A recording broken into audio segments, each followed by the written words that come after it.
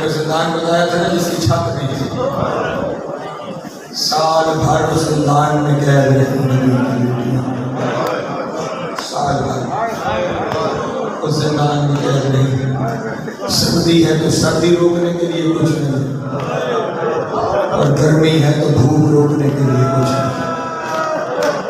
سارا سال دھوپ پڑی ہے تو نبی کی بیٹیوں میں، بارش برسی ہے تو نبی کی بیٹیوں۔ لفظ ہے پتہ نہیں کیسے بیان کروں آپ کے سامنے۔ لفظ یہ ہے اہل بیت کے جسم کے رنگ تبدیل ہوا۔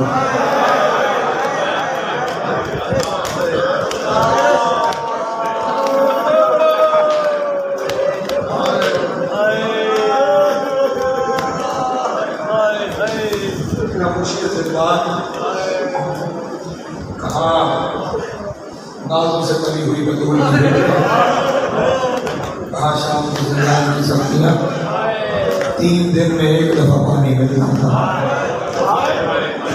3 دن میں 1 دفعہ پانی، سال بھر قید رہی، اور سارا سال زندان سے بس ایک ہی آواز آتی تھی، ہائے حسین، ہائے حسین، ہائے حسین۔ سال جب ایسے معجزات نما ہونا شروع ہوئے، یزید کو یہ محسوس ہوا کہ شام میں بغاوت ہو گئی ہے، قیدی کوئی بیمار گزرتا ہے، قیدی اس کے لیے دعا کر دیتے ہیں، وہ ٹھیک ہو جاتا ہے۔ کوئی بے اولاد گزرتا ہے، قیدی دعا کر دیتا ہے، اس کے یہاں اولاد ہو جاتا ہے۔ کوئی کسی مصیبت کا شکار گزرتا ہے، قیدی دعا کر دیتے ہیں، اسے مصیبتوں سے رہائی مل جاتی ہے۔ کوئی تنگ دست گزرتا ہے، قیدی دعا کر دیتے ہیں، ان کی تنگ دستی دور ہو جاتی ہے۔ ہر گھر میں چہمہ گویاں ہونے لگتی ہے، کیسے قیدی ہیں جو اللہ کے اتنے قریب،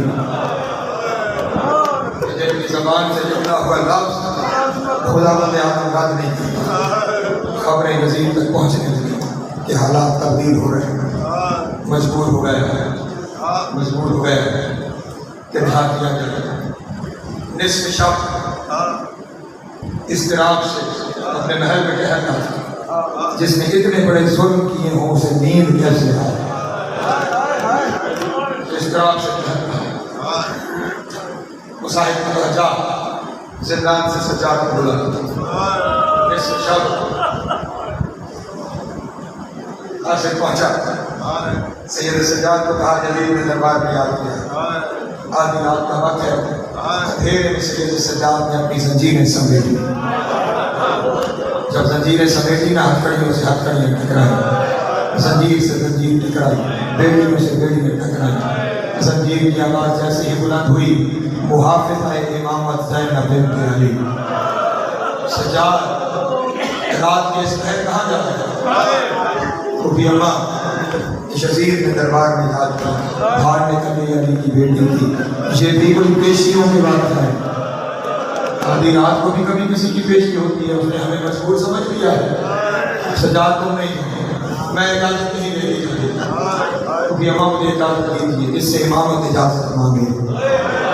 خوبی اماں مجھے اجازت دیجیے، کہا سجاد جب سے میں نے دربار دیکھے ہیں نا میرا اعتبار ہو گیا، مجھے دربار نہیں جانے دے سکتی۔ اس وقت امام نے ارشاد فرمایا، خوبی اماں میں علم امامت سے جانتا ہوں یزید میں رکعت لے، مجھے جانے کی اجازت دیجیے۔ جب کہا ہے علم امامت سے، اچھا سجاد پھر جاؤ۔ سید سجاد ہتھکڑیاں، بیڑیاں، زنجیریں، توق دربار میں تشریف لائے۔ یہ جملہ ساری رات ہونے کے لیے حاضر۔ یزید تخت میں بیٹھا ہوا تھا، جیسے سید سجاد دربار میں آئے نا، غلام سے کہنے لگا کرسی دے آ۔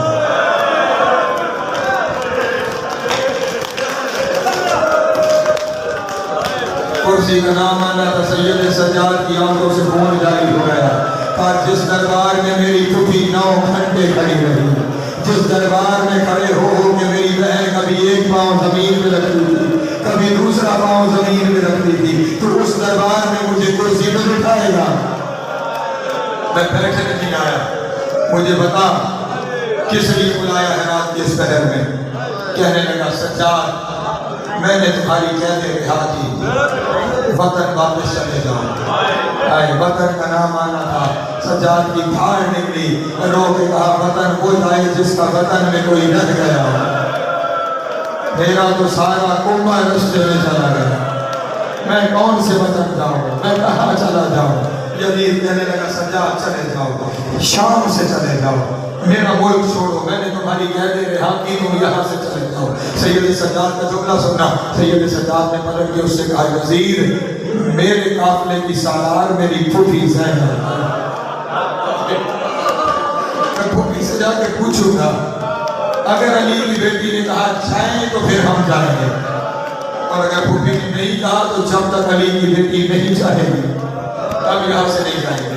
سید سجاد سے جا کے واپس آئے، جناب زینب نے پوچھا سجاد کیوں بلایا تھا؟ رو کے کہا پھوپھی نے ماں یزید کہتا ہے میں نے کہہ دے رہا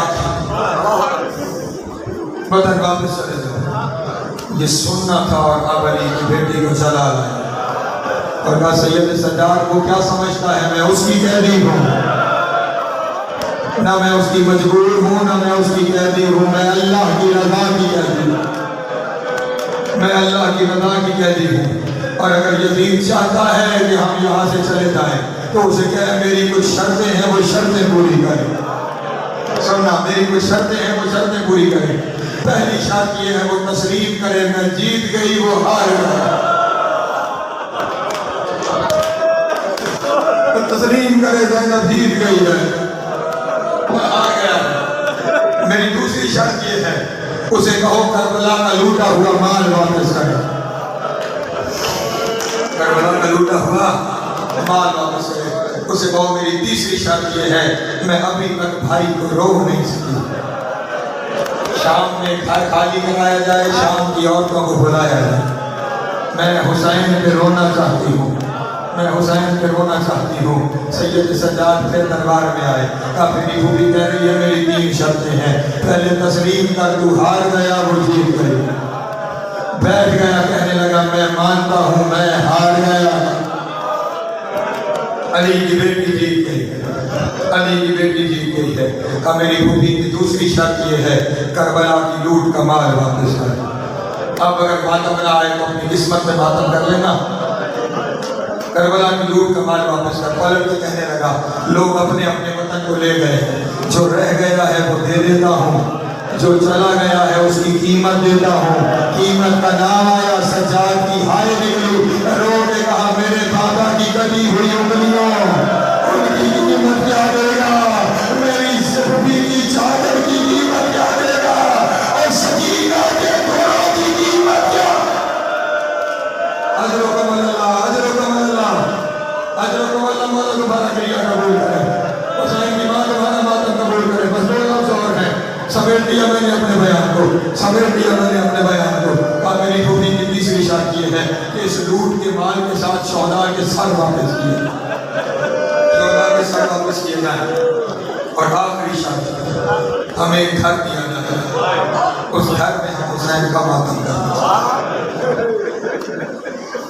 لوٹ کا مال نکل گیا، اب مجھے معاف کرو، ہاں وہ جو کچھ پلٹا ہے اس میں سکینہ کے در بھی ہیں، وہ کرتے جو سغرا نے اصغر کے کرتے بھیجے تھے وہ کرتے بھی ہیں، حسین کا زخمی امامہ بھی ہے، اکبر کا زخمی امامہ بھی ہے، شہداء کے سر بھی ہیں، عباس کا زخمی علم بھی۔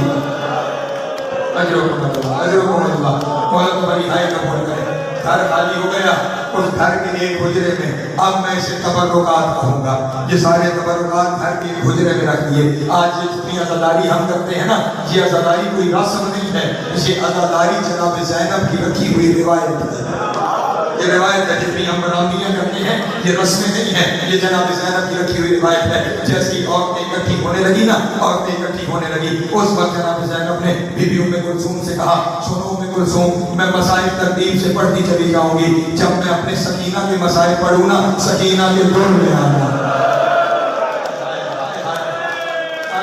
سکینہ کے دور میں آنا، جب میں علی اکبر کے مسائل پڑھوں اکبر کا سر لے آنا، جب قاسم کے مسائل پڑھوں قاسم کا سر لے آنا، جب حسین کے مسائل پڑھوں حسین کا سر۔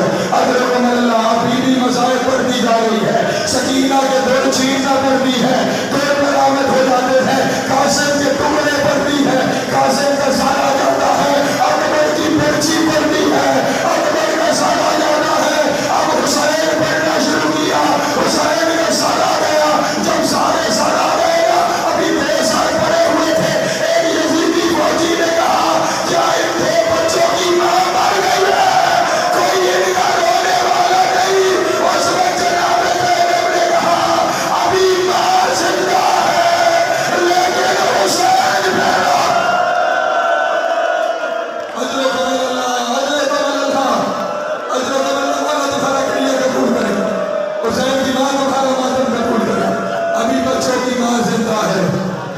حسین وہ حسین کا ماتم کرے.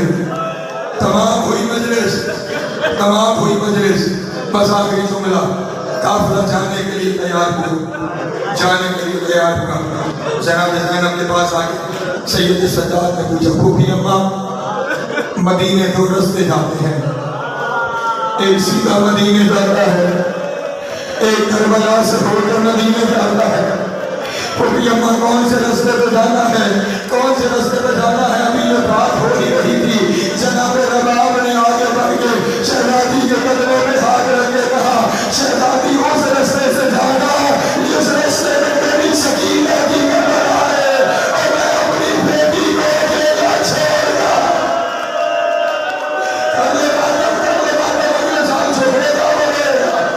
اس رستے سے جانا جس رستے میں سکینہ کی قبر. معاف کرنا میں زیادہ بڑھ گیا, بس آخری لفظ سمیٹ دیا میں نے اپنا بھائی. اس رستے سے جانا جس میں سکینہ کی قبر ہے.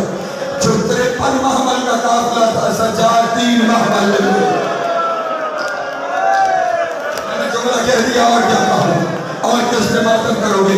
جو 53 محمل لے کے آئے تھے وہ 3 محمل لے کے چلے.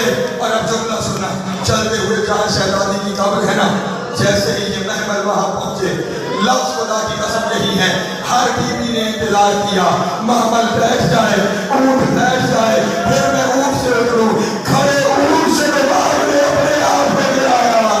سکینہ کی قبر کے ساتھ ایسے لیٹی جیسے ماں بچے کو لٹاتی ہے اور گلے سے لگا کے کہا سکینہ میں بدل جا رہی ہوں, سکینہ آجا تیری ماں بدل جا.